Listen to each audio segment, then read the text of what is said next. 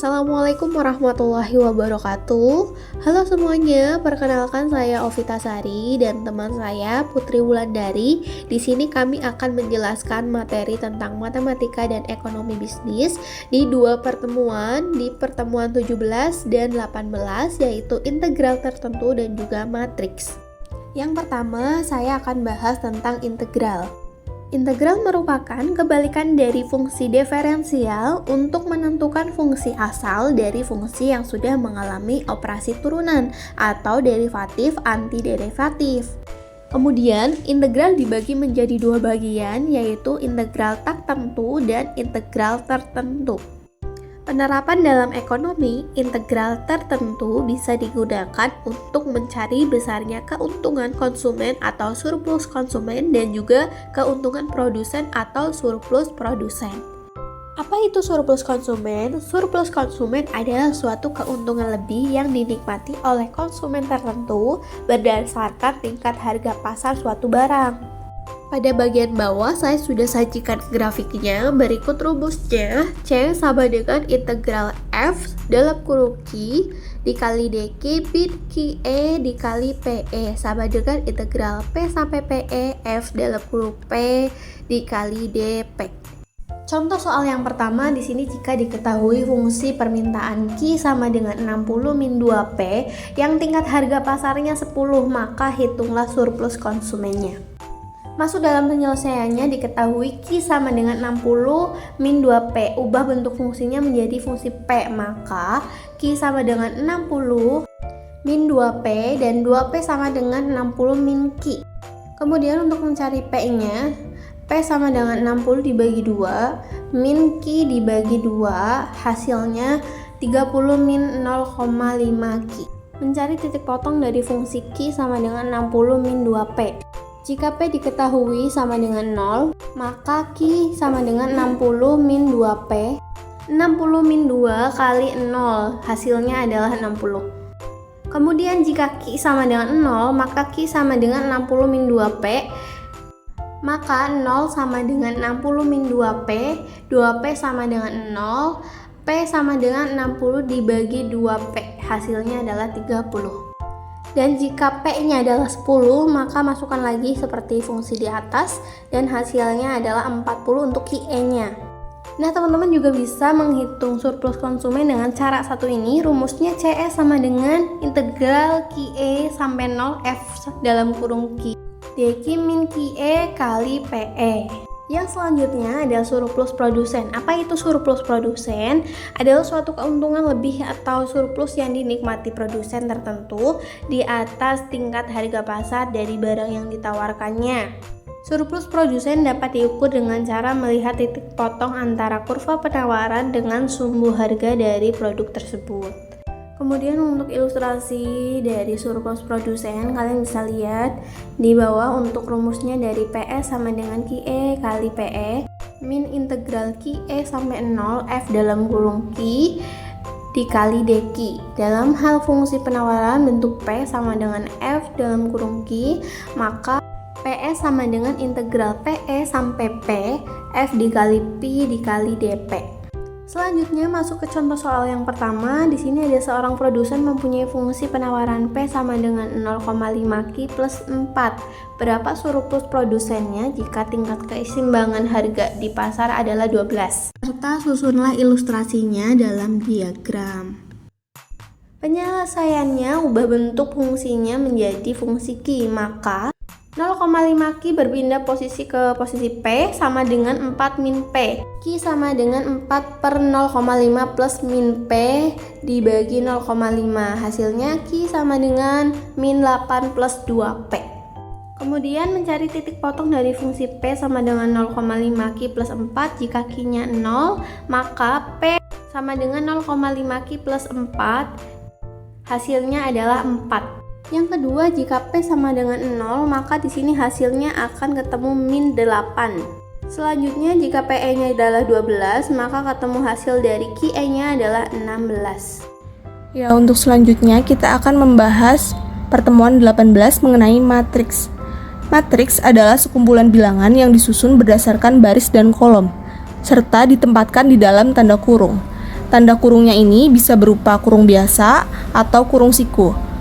Baris yang dilambangkan dengan M itu susunannya horizontal atau ke samping, sedangkan kolom yang dilambangkan dengan N susunannya vertikal atau dari atas ke bawah. Matriks yang terdiri dari M baris dan N kolom disebut dengan matriks berordo M kali N. Lalu suatu matriks itu diberi nama dengan huruf kapital seperti yang dicontohkan di bawah ini, yaitu contoh matriks A. Ya, matriks A ini terdiri dari 3 baris dan 4 kolom. Jadi matriks ini berordo 3 kali 4 yang susunannya yaitu ada baris pertama 1, 4, 1 dan 1. Kolom pertamanya yaitu 1, 3 dan 6. Kemudian yang selanjutnya kita akan membahas tentang contoh matriks, yaitu seperti dicontohkan ada matriks A, B, C. Perbedaan dari ketiga matriks tersebut yaitu yang pertama matriks A itu berordo 2 kali 2 karena memiliki 2 baris dan 2 kolom. Sedangkan matriks B itu memiliki 3 baris dan 2 kolom sehingga berordo 3 kali 2, yang kemudian yang C itu dia berordo 2 kali 3 karena mempunyai 2 baris dan 2 kolom. Kemudian matriks yang jumlah barisnya sama dengan jumlah kolomnya atau M sama dengan N disebut dengan matriks bujur sangkar seperti terlihat dari contoh matriks A di atas yang memiliki 2 baris dan 2 kolom. Yang selanjutnya yaitu ada matriks yang hanya memiliki 1 baris atau 1 kolom disebut vektor. Vektor ada 2 yaitu vektor baris dan vektor kolom. Vektor baris contohnya yaitu C yang memiliki anggota 3, 5, dan 7. Untuk vektor kolom contohnya ada vektor I yang memiliki anggota 2, 4, dan 5. Dalam vektor ini tidak harus seperti matriks yang diberi nama dengan huruf kapital, tetapi juga bisa diberi nama dengan huruf kecil. Selanjutnya ada bentuk khas matriks. Yang pertama ada matriks satuan atau identity matriks, yaitu merupakan matriks diagonal yang semua elemen diagonalnya sama dan bernilai 1. Anggotanya biasanya terdiri dari 1 dan 0, seperti yang dapat kita contohkan dari matriks A dan B. Yang kedua ada matriks diagonal, yaitu matriks bujur sangkar yang semua unsurnya adalah 0, kecuali pada diagonal utamanya. Contohnya ada pada matriks C dan D pada gambar. Yang ketiga ada matriks 0 atau semua elemennya adalah 0. Contohnya ada matriks F dan G yang semua anggotanya baik baris maupun kolom merupakan angka 0. Ya, yang keempat ada matriks ubahan atau transpose matriks, yaitu matriks yang diubah dengan cara menukar elemen baris menjadi elemen kolom. Contohnya ada matriks H yang baris pertamanya 1 dan 5 dan baris keduanya 2 dan 4 ditranspos menjadi baris pertamanya 1 dan 2 serta baris keduanya 5 dan 4 dikarenakan yang tadinya baris menjadi kolom, yaitu seperti kolom pertamanya itu jadi 1 dan 5, kolom keduanya jadi 2 dan 4. Yang kelima ada matriks simetriks, yaitu matriks bujur sangkar yang sama dengan ubahannya. Matriks J dikatakan simetris apabila J sama dengan J aksen. Contohnya seperti pada gambar. Ya, yang selanjutnya ada yang 6, matriks balikan atau inverse matriks, yaitu matriks yang apabila dikalikan dengan suatu matriks bujur sangkar menghasilkan matriks satuan. Selanjutnya ada pengoperasian matriks. Yang pertama ada penjumlahan dan pengurangan matriks.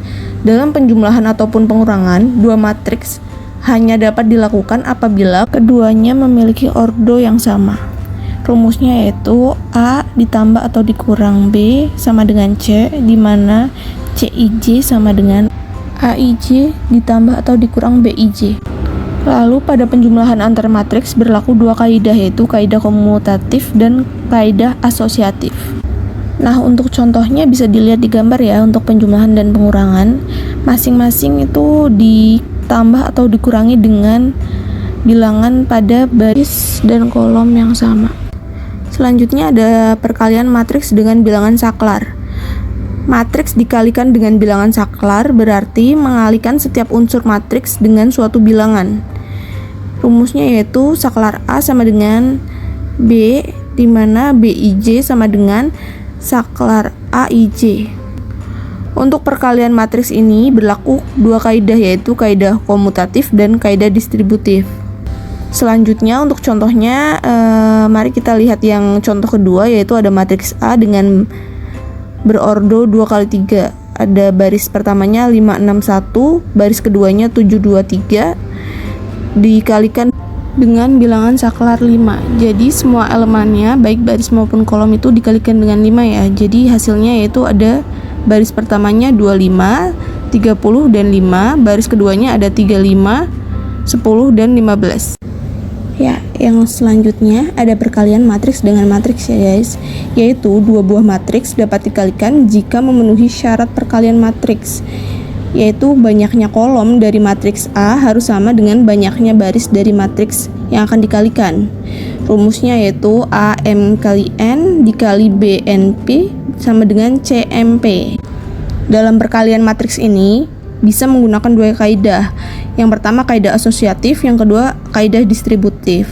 Untuk contohnya seperti gambar ya, ada matriks A dan matriks B.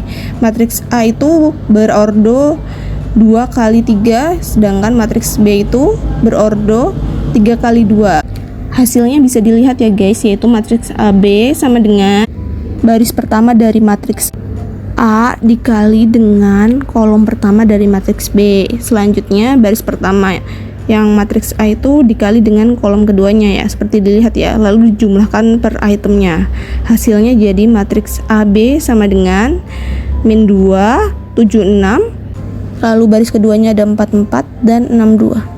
Selanjutnya ada perkalian matriks dengan vektor. Di dalam perkalian matriks dengan vektor ini sebenarnya sama saja dengan perkalian matriks dengan matriks yang tadi kita bahas. Syaratnya yaitu jumlah kolom dari matriks harus sama dengan jumlah baris dari vektor yang akan dikalikan. Ya, rumusnya yaitu AM kali N dikali BM kali 1 sama dengan hasilnya CM kali 1.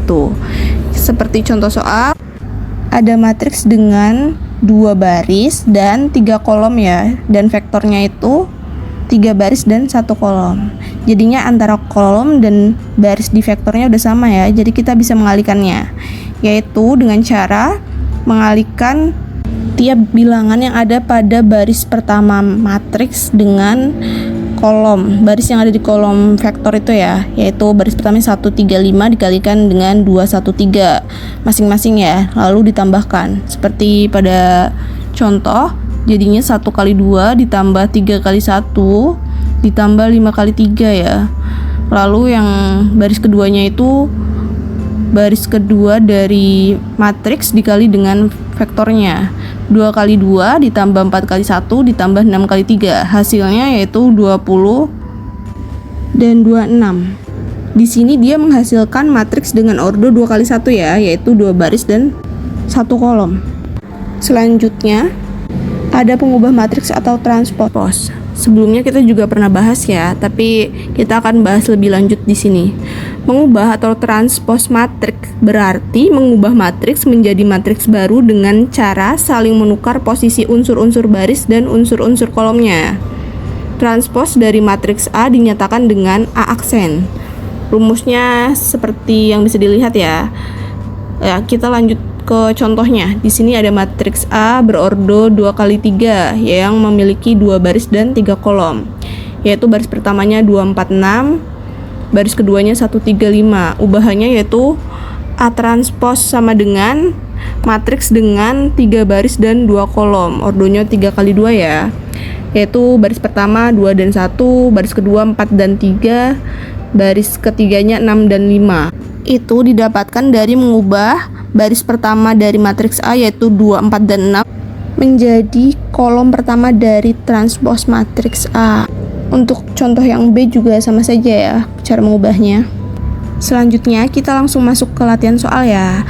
Yang pertama yaitu ada soal, jika diketahui matriks A 1, 2, 3, baris keduanya 4, 5, 6, dan matriks D ada baris pertama min 4, 5, 2, min 8, 9, 4. Berdasarkan matriks di atas, tentukan matriks AD. Jadi A dikali D ya. Jawabannya yaitu dengan cara kita mengalihkan baris pertama dari matriks A dikali dengan kolom pertama dari matriks B.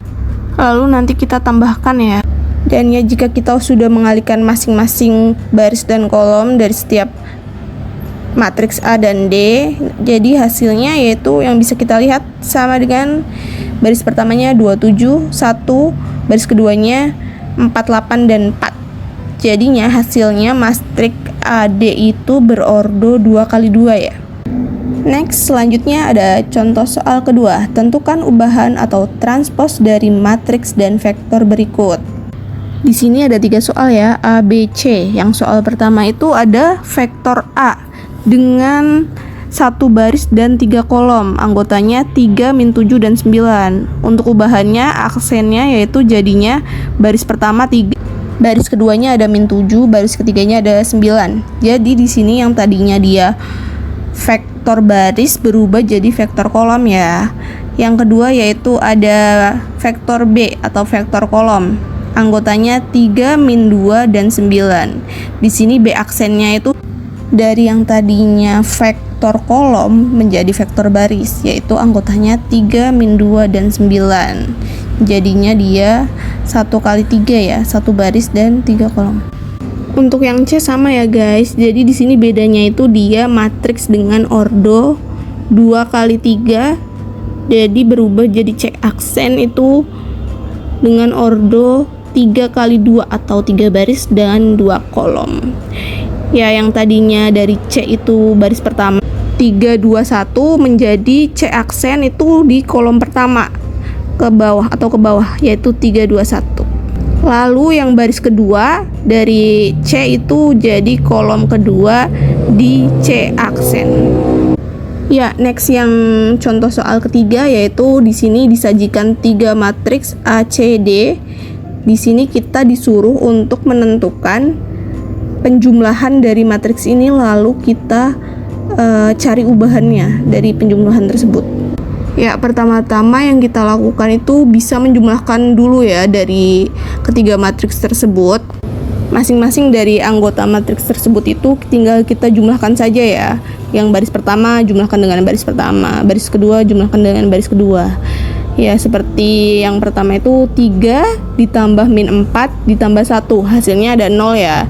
Dan untuk selanjutnya juga seperti itu. Jadi menghasilkan matriks dengan baris pertamanya 0, min 6, 19. Baris keduanya 8, 8, dan 17.